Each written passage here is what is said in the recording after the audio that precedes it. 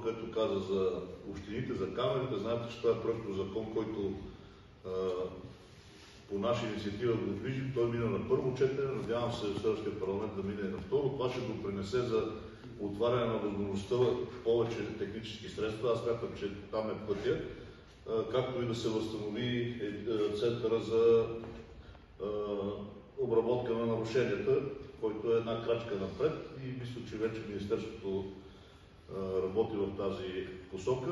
Даже ако забелязвате, в момента масово стигат до водачите фишове, които са генерирани 2021-2022 година.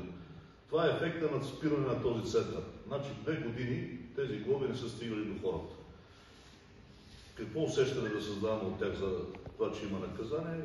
Ето виждате от една политическа грешно решение, как се отразява на пътната безопасност, защото вчера статистиката е много лоша.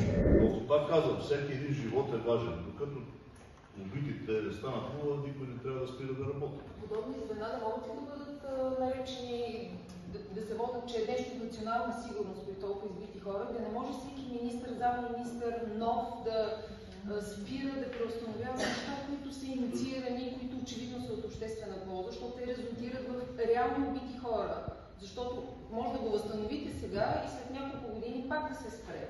Ами за това говорим, че трябва да има стратегия, която да се спазва, както е за армията, примерно. Армията има 20 души стратегия, която всеки правителство е длъжно да спазва. Тук става въпрос също за война, която е ежедневна. Другата, дай може да е така виртуална, но тази е ежедневна.